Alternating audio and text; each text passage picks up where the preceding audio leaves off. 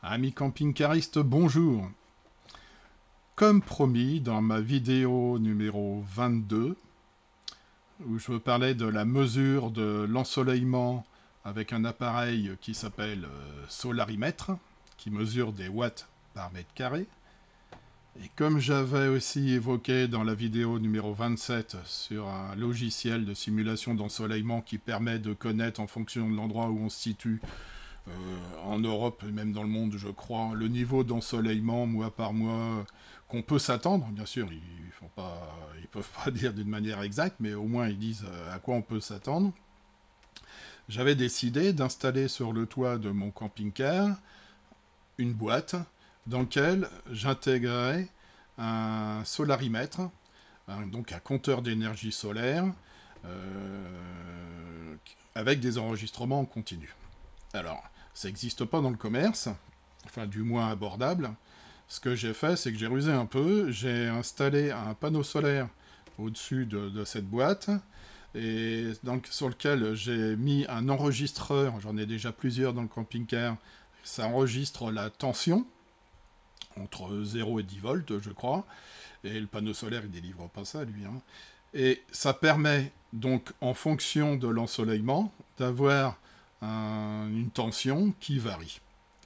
Et j'ai fait une équation, parce que j'ai fait des mesures d'ensoleillement avec mon solarimètre et le panneau solaire, et j'ai fait une relation, bien sûr, entre wattmètre et tension. Donc après, il suffit simplement de récupérer toutes ces données, là je vais enregistrer tous les 2 minutes, de récupérer toutes les 2 minutes les données sur plusieurs semaines, de passer ça dans Excel avec l'équation, et j'aurai le niveau d'ensoleillement. Et ça va permettre de me faire une idée de réellement l'ensoleillement que j'ai eu. Parce que bon, j'ai toujours mon petit panneau solaire, j'ai mis quand même un convertisseur MPPT dessus, ça donne pas grand chose. Et par expérience à la maison, moi, j'ai 3 kW, 3 kW crête, et que j'ai depuis plusieurs années maintenant, et j'ai déjà des retours, puisque je registre aussi, et en fait compte, l'été, évidemment, ça donne beaucoup, mais pas autant qu'on pourrait espérer quand même, mais l'hiver, ça donne pas beaucoup, et beaucoup moins qu'on pourrait espérer. Voilà, en gros, c'est ça. Et sur un camping-car, bon, tant qu'on est l'été au soleil et qu'on met 300 watts dessus, si on n'est pas trop exigeant en consommation, ça fait l'affaire, il n'y a pas de souci, ça sera bien. Même avec 100 watts, si vous avez que l'éclairage, ça ira. Par contre, si vous êtes un gros consommateur comme moi, où vous avez 2 télévisions qui tournent, maintenant je vais avoir l'antenne Starlink que je suis en train d'installer, et je vous parlerai, qui consomme aussi pas mal. Donc ça, plus les chargeurs de vélo, plus ceci, plus cela, il n'y a pas de mystère. À un moment donné, ça ne suit plus. Même l'été. Bon, donc je vais vous faire voir ça. À l'intérieur, je vais mettre aussi un enregistreur de température. Ceux qui me suivent connaissent mes enregistreurs de température. Et là aussi, je vais enregistrer la température extérieure toutes les 2 minutes. Je vais mettre aussi un enregistreur de température à l'intérieur de l'antenne Starlink pour voir l'échauffement de température des composants, parce que ils disent, à ce qui paraît, qu'arrivé à 50 degrés, le système disjoncte. Donc je vais pouvoir voir ce que ça donne, et vous confirmer ça d'ici quelques temps. Est-ce que c'est vrai? Déjà, pour avoir 50 degrés à l'intérieur, il faudra peut-être avoir un rayonnement solaire qui donne beaucoup. Et comme je pars qu'en mai-juin, pas évident que je l'ai, mais j'aurai des informations, température extérieure, température intérieure, pendant la période où je vais partir. Voilà, je suis un peu bavard. Maintenant, passons à la vidéo. Vous allez voir le petit boîtier que j'ai monté, tout ce qu'il y a dedans. Et en plus, il y a 2 caméras, vous allez voir ça aussi. Voilà, puis de loin, au bout du camping-car, sur la gauche, vous allez voir l'antenne Starlink. Place à la vidéo. Voilà, je m'excuse un peu pour le bruit, il y a la tondeuse. Ce matin, je m'étais levé de bonne heure pour faire des enregistrements sonores, du chauffage gasoil, du chauffage gaz et du climatiseur réversible, pour les comparer au niveau sonore. Malheureusement, voilà, j'ai pas pu finir. Donc j'ai changé les piles d'ici. Alors je vous explique un petit peu. Ça, c'est pour enregistrer la température. Vous connaissez ces produits-là. Je vais le mettre dedans. Et ça, c'est un enregistreur de tension. Je vais mesurer la tension de ce panneau solaire. Donc là, je vais le mettre dedans. J'ai changé toutes les batteries. Et alors, je fais un enregistrement toutes les 2 minutes. Alors, 2 minutes sur l'enregistreur de tension et 2 minutes sur la température. Tout ça, c'est synchronisé. Et ça va me permettre en autonomie de 45 jours, je crois, pour enregistrer la tension du panneau solaire. Je vous explique tout de suite. J'ai déjà fait une vidéo à ce sujet, d'ailleurs. Alors là, c'est la petite porte avec le joint pour pouvoir faire une petite étanchéité. Voilà.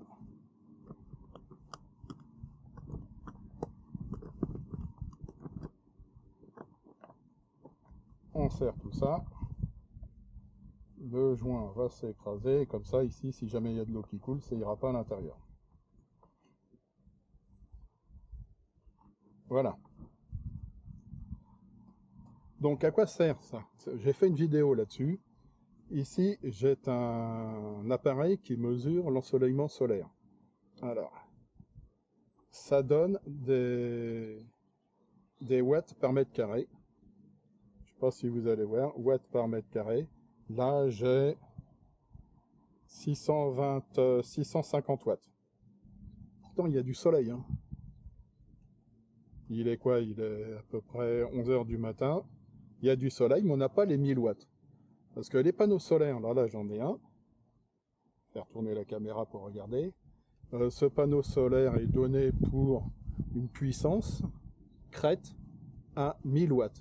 1000 watts mètre carré d'ensoleillement. Ça veut dire que là, avec mon ensoleillement à l'heure actuelle, j'ai pas la puissance du panneau solaire, je ne peux pas l'avoir, c'est impossible. Je suis forcément en dessous. C'est ça qui me chagrine, et c'est pour ça que j'ai mis ici un panneau solaire dans lequel je mesure la tension et que je l'enregistre tout au long de la journée, la nuit, hein, sur 24 heures sur 24, toutes les 2 minutes. Et j'ai une relation entre l'ensoleillement et la tension.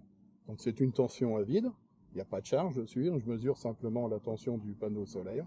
Et en fonction de l'ensoleillement, j'aurai une tension, et en fonction de la tension, j'aurai la correspondance en watts par mètre carré. Et ça va me permettre de voir, quand je vais partir, là, on va pas tarder, et de voir un petit peu ce que ça donne au niveau de l'ensoleillement. Alors là, on va partir mai et juin, c'est quand même des mois où normalement il devrait y avoir de l'ensoleillement. Peut-être pas autant qu'au mois de juillet-août, mais les camping-caristes qui partent comme moi en dehors des vacances scolaires, eh ben, à quoi pouvons-nous nous attendre au niveau ensoleillement? Parce qu'il y a beaucoup de gens qui racontent des conneries sur les rendements des panneaux solaires.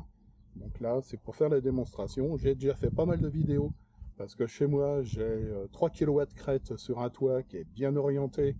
Enfin, l'installation, elle est au top. J'ai eu le pot, c'est que mon bâtiment sur lequel j'ai mis les panneaux était la meilleure orientation possible. Et regardez mes vidéos, vous allez voir que les 1000 watts crête, on les a très rarement en région parisienne. Là, je suis en région parisienne. Et puis tout au long de l'année, mes 3 kW, des fois, sur la journée, j'ai en cumulé, j'ai 500 watts l'hiver sur 3 kW crête heure. Là, pour vous dire que faut pas écouter ce que vous racontent les gens. Alors c'est vrai que les panneaux solaires c'est bien, hein, pour faire un petit complément de charge l'été, mais en aucun cas pour avoir la pleine autonomie, je n'y crois pas. Donc c'est pour ça que avant éventuellement d'acheter d'autres panneaux solaires pour mettre sur le toit du camping-car, je vais faire mes mesures et me faire mon idée.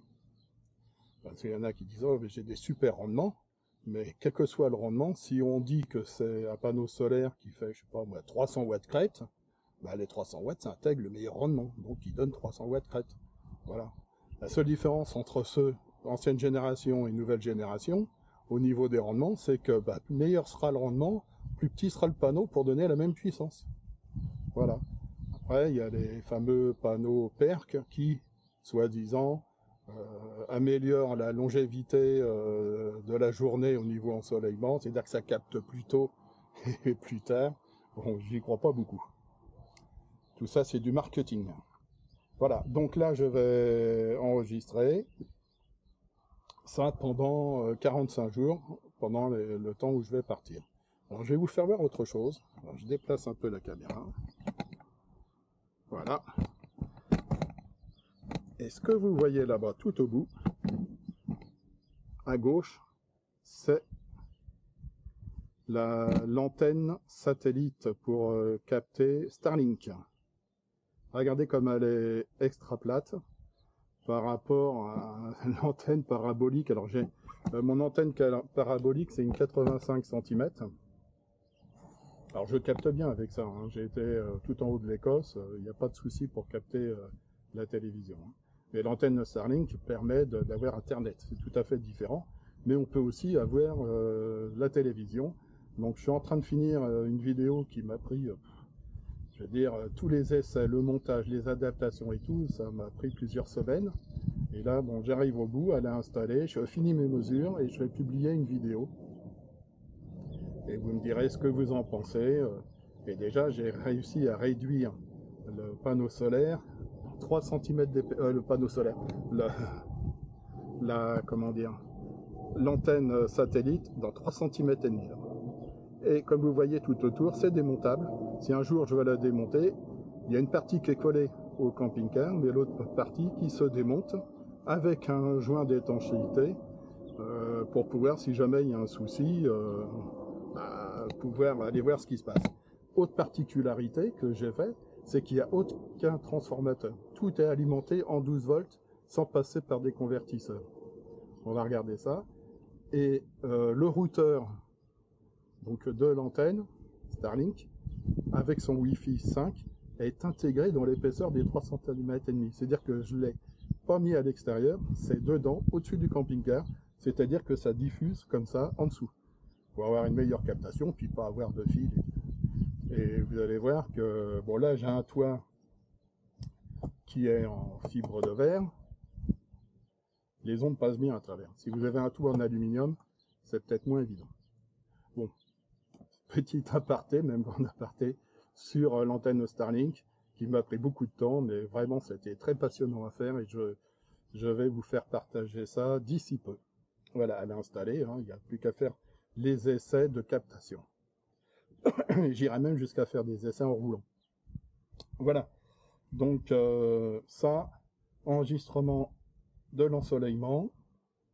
Voilà, là, je le mets à la verticale, comme mon panneau ici.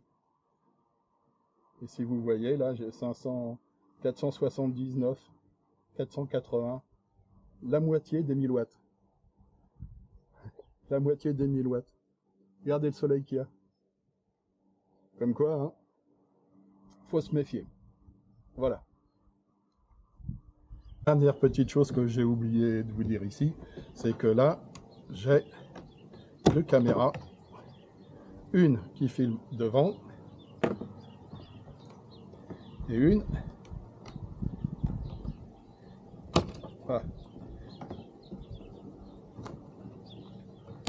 voilà, et une qui filme derrière, en plus de la caméra de recul qui est intégrée au camping-car.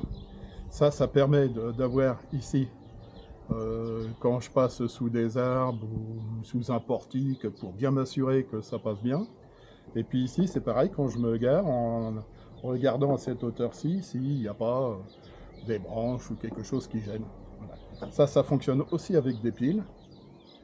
Ça se démonte assez facilement. Je vais vous faire voir ça. Et ça, ce sera plus facile.